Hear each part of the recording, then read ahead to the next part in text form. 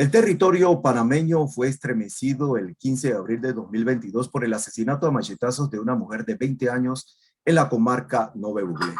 La víctima tenía 2 hijos menores de edad y el principal sospechoso de este crimen es el padre de las criaturas, quien está hoy detenido provisionalmente por el delito de femicidio. Sobre este femicidio se pronunció en su cuenta de Instagram la directora del Instituto Nacional de la Mujer, Nelly Herrera, quien se encuentra hoy con nosotros. Bienvenida, licenciada. ¿Qué información maneja usted de este caso? Bueno, lo primero que yo tengo que decirte es que el Instituto Nacional de la Mujer tiene conocimiento de este hecho por comunicación que se dio de una persona que sale de la comunidad, porque esta es una comunidad en área de difícil acceso, en el corregimiento de Chiriquí Grande, distrito de Usapín. Es un área de difícil acceso, no hay comunicación, la persona tuvo que salir del área y moverse a otra comunidad, y en ese momento contacta al Instituto Nacional de la Mujer. La persona trata de poner en alerta a las autoridades, pero entre esas autoridades del Instituto Nacional de la Mujer, nosotros de manera inmediata nos comunicamos con el fiscal de Asuntos Indígenas, que está con sede en David, quien hizo todas las coordinaciones, y como gobierno nacional hicimos las coordinaciones también con el SENAM, pues cuando se nos notifica, teníamos que tratar de sacar a la persona, o entendíamos que podía ser el cuerpo ya de esta mujer asesinada, que en efecto así fue. Puedo decirte también que entre la información que nosotros manejamos, su pareja, un hombre que le lleva 10 años, ¿verdad?, a una mujer de 20 años con un niño de 4 años y otro de 2 años. Esto para nosotros es interesante analizarlo, porque cuando vemos a una mujer de 20 años con un hijo de 4, esta mujer fue embarazada a los 15. Y yo necesito hacer un alto aquí, porque es importante resaltar que la violencia está siendo normalizada por esta sociedad. Una niña no debe entrar en una relación formal ni salir embarazada a los 15 años. Pero esta es la realidad del mundo que nos rodea. Y lo que analizamos cuando vemos el factor o el flagelo más extremo de la violencia contra la mujer, que es el femicidio, pensamos que es una situación accidental. No, es una cadena de violencia. Y en este caso, esta joven había estado viviendo violencia desde su infancia. Y lo evidencia así el hecho de que es madre de un menor de 4 años a sus 20 años. Esta situación hace que nosotros reflexionemos sobre cómo se da la violencia. Y la violencia no es un fenómeno casual, es una pandemia que estamos viviendo, y que cuando analizamos las denuncias de violencia, lo que tenemos son mujeres que cada día más se atreven a denunciar, que se atreven a romper el círculo de la violencia, porque hay más vocería de parte de los medios de comunicación y más confianza hacia el Estado. Por eso es que nosotros hemos estado haciendo acercamientos, por ejemplo, con la Fiscalía de Chiriquí, sobre los diferentes casos que se han dado en los últimos tiempos, porque nosotros necesitamos garantizar 2 cosas específicas: certeza del castigo a los asesinos, así como celeridad en los casos. Quiere decir que necesitamos articular de manera constante, y que el INAMU está jugando hoy un papel mucho más preponderante en cuanto a hacer los acercamientos con las autoridades y poder hacer las coordinaciones necesarias para garantizar esa celeridad en el proceso. En el caso específico que traemos el día de hoy a la mesa, como bien señala, 2 niños en orfandad, un padre que además había escrito una carta de despedida a sus hijas, un padre que se acercó a su suegra y le entrega una cantidad de dinero diciéndole que se encargue de esas hijas. ¿Y por qué yo hago esta observación? Que parece tan romántico, porque aquí las películas y las novelas han romantizado la violencia, ¿no? De manera muy romántica, una carta de despedida, entrego una cantidad de dinero y digo, cuídame a mis críos, a mis hijos. Este es un crimen de odio. planificado de manera fría por esta persona que llega donde la víctima, se acerca a la suegra y le pide a su pareja que lo acompañe a lo que se le llama la finca, la huerta, el monte, ¿verdad? Que se trabaja en el campo, y le pide que la acompañe. ¿Cuál es la realidad de esta situación? Que ese sentir de madre, de que algo no estaba normal, este hombre nunca da dinero para sus hijos y demás, y se va, decide irse. ¿Y con qué se encuentra? Con que su hija estaba gritando, y cuando ya encuentra el cadáver desangrándose, perdón, a la víctima de femicidio desangrándose a su propia hija, esta le confiesa quién era su agresor. Yo tengo que reconocer también el trabajo de los Buguday. Quienes no saben quiénes son los Buguday son los policías de la comarca. A la ausencia de los uniformados y demás por las propias leyes internas de la comarca, existen estas personas que son parte del sistema de organización de la comarca que fungen como policías. Y estos señores dan con la captura de este asesino, presunto asesino, perdón, de este presunto asesino. Y cuando la fiscalía llega al SENAM y demás, ordenan la entrega de la persona que ha sido capturada a las autoridades competentes del SENAM. Yo tengo que hacer observaciones puntuales en cuanto a los hechos históricos, como es el hecho de que esta joven vive en una sociedad donde la violencia se ha normalizado, pero también que hay una diferencia muy grande cuando hablamos de cualquier otro crimen, hablar de los crímenes de odio. Este país es un país que históricamente ha sido pacífico. Por ejemplo, nosotros no tenemos estas crisis de odio racial. Existen situaciones donde hay discriminación, sí, donde efectivamente hay violencia, sí, pero crímenes de odio es asesinar a una persona, por ejemplo, en este caso una mujer, por el simple hecho de ser mujer. Y cuando hablamos del simple hecho de ser mujer, estamos hablando, por ejemplo, de que el agresor, el asesino, considera que la pareja, la mujer, es un objeto de su posesión, pero además de que la considera un objeto de su posesión, la gente no agarra y destroza un televisor, la gente no corre a asesinar a su perro o a su gato, no.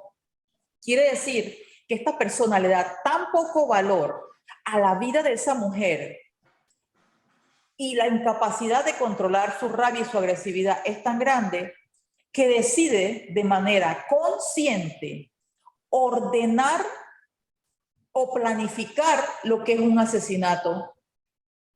No es un momento de rabia, no es un momento de ira donde la persona pierde el control. No, no, no, no, no. Es además todo un tema planificado donde hacemos esa diferencia entre el odio por el simple hecho de ser mujer. Incluso me llamaba la atención que vi, yo un poco reviso debajo de los posts lo que las personas escriben, pero vi a alguien que decía, pero algo tiene que haber hecho. Yo no entiendo cómo existen razones para que alguien decida matar a otro. Eso no existe. No hay excusa y no hay razón para que nadie agreda a otro, y mucho menos planificar su asesinato. Eso es odio, eso es un crimen, es un delito que se paga con cárcel. Y que desde el Instituto Nacional de la Mujer estamos comprometidos como equipo a garantizar el acompañamiento no solamente de las mujeres víctimas de violencia, sino de sus familias sobrevivientes, para garantizar que la Fiscalía entienda y comprenda la magnitud del odio y que todos los agravantes que existen, como la planificación, se evidencien.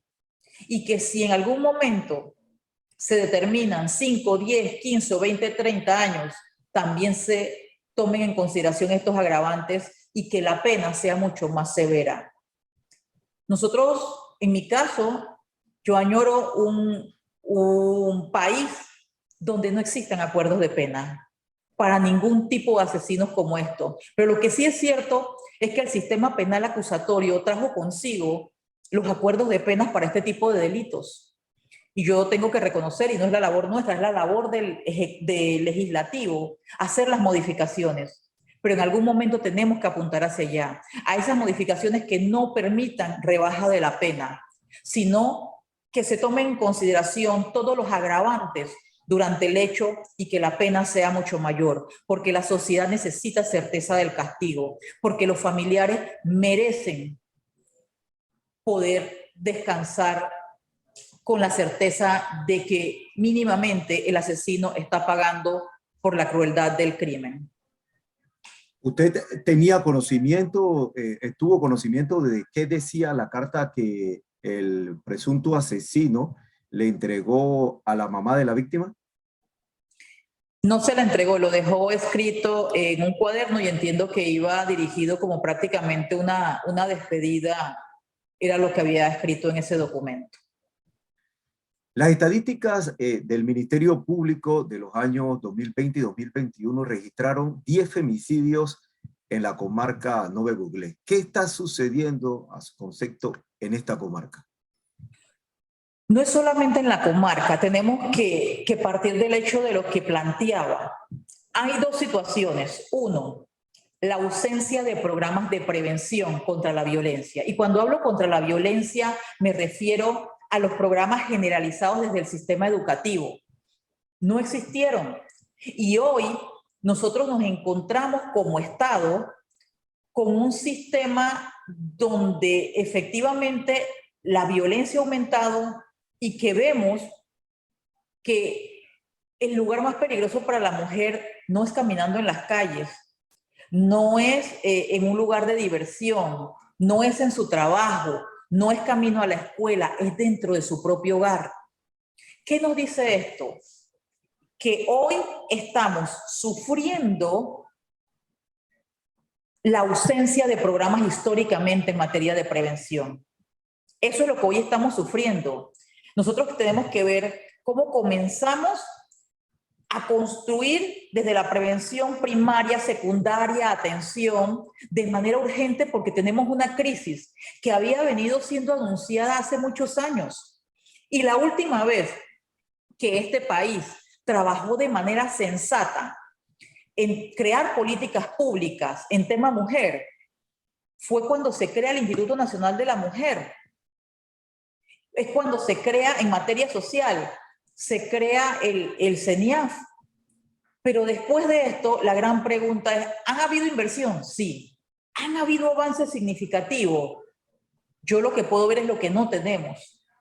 Y al no haber programas específicos que impacten como políticas de Estado que garanticen la sostenibilidad en el tiempo de estos programas, hacen que hoy nosotros estemos enfrentando una realidad donde en vez de estar trabajando en cómo fortalecer los programas de prevención, tenemos que ver cómo atacamos una enfermedad, cómo atacamos y le damos medicina para eliminar una enfermedad que está en la sociedad.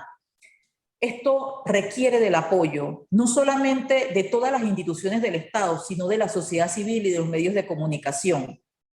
Pues hay una gran realidad. También hemos tenido un fenómeno llamado la pandemia por el COVID-19.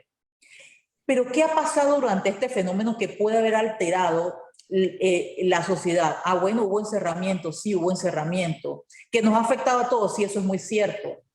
Pero ¿cuáles eran las alternativas para la población para la utilización del tiempo libre durante esa pandemia? Era encender un televisor. Y en esas horas picos, ¿qué es lo que transmiten las grandes cadenas de televisión?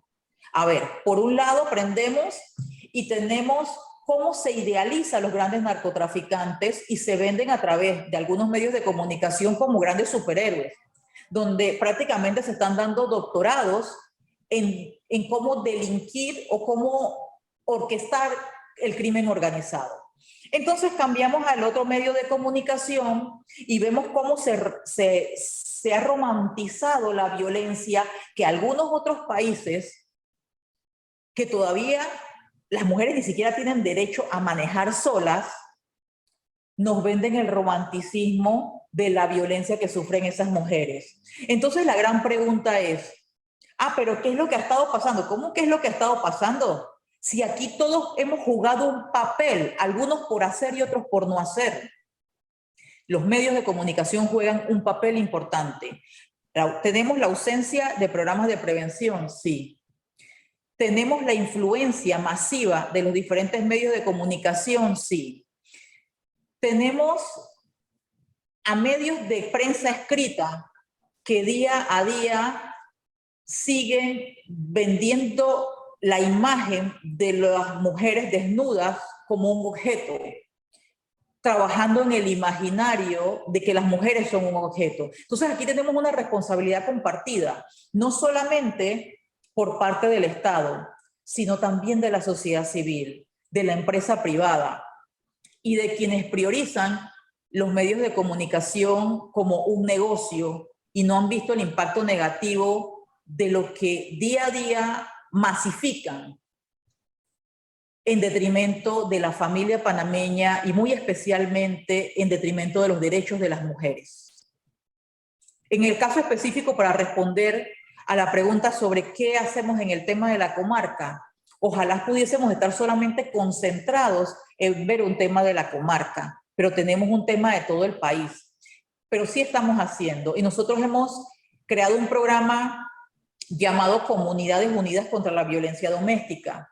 ¿Qué busca este programa? Nosotros no podemos negar también la ausencia del Estado en las comunidades de áreas de difícil acceso. La comarca está dividida en 3 circuitos y tiene alrededor, tiene más de 70, si no me equivoco, creo que son 75 corregimientos. Nosotros en el mes de octubre del 2021 tuvimos una reunión con los representantes, con todos los representantes y alcaldes de la comarca Nove, planteándole la necesidad de llevar este programa. ¿Por qué un programa como este? Porque este programa busca hacer una alianza y empoderar a las autoridades locales para sensibilizar a sus equipos y que aprendan 2 cosas específicas: a identificar los diferentes tipos de violencia y a comenzar a conocer qué son delitos. Porque cuando una sociedad como la nuestra ha normalizado la violencia, muchas veces no nos damos cuenta que estamos frente a un delito. Es por esto que nosotros estamos diseñando este programa donde el Estado pueda tener presencia a través de sus autoridades locales. También tengo que decir que no hemos tenido el apoyo que nosotros quisiéramos, porque de los 75 representantes convocados, solamente 14 acudieron a la sensibilización que estuvimos realizando y el proceso de capacitación. Pero lo más importante es que hubo 14 que antes no tenían conocimiento sobre esta materia. Y nosotros estamos ansiosos de poder tener el apoyo de organizaciones no gubernamentales que también se involucren como parte de este proceso y que nos ayuden a sensibilizar en esta materia a través de las diferentes comunidades. ¿Por qué el sistema judicial no es funcional para disminuir los casos de femicidios en la comarca Novublé y en el resto del país? Por la ausencia del Estado, porque no son las mismas condiciones de las áreas rurales. Estamos hablando de áreas urbanas, donde hablar de la presencia de fiscalías y demás por un tema geográfico, realmente tenemos que reconocer que existen limitaciones que no permiten que la mujer pueda llegar a poner las denuncias. Entonces, ¿cuáles son las autoridades realmente que en las áreas rurales, no solamente en las comarcas, en las áreas rurales, tienen un mayor protagonismo? Son los jueces de paz. Y nosotros en este sentido hemos estado trabajando también en capacitarlos a ellos en la comarca Emberá, en la provincia de Darién, en la comarca Nove y en áreas de difícil acceso, entendiendo que son nuestros mayores aliados en el tema de denuncia, de receptores de denuncia, ¿sí? Y es importante también recordar, por ejemplo, el hecho de que específicamente en estas comarcas no hay presencia policial dentro de la comarca, sino en sus límites. ¿Qué cosas debemos erradicar de la sociedad, incluyendo en la cultura de las comarcas, para tratar de acabar con la violencia contra las mujeres? La violencia que hemos normalizado, aprender a identificar cuáles son los tipos de violencia Y la sociedad tiene un deber. Primero es reconocer que yo aprendí mal. Y para eso yo lo primero que tengo que decir, yo, Nelly Herrera, es que todos hemos aprendido mal porque nos enseñaron mal, y nos enseñaron mal no con mala intención, sino que era lo que en su momento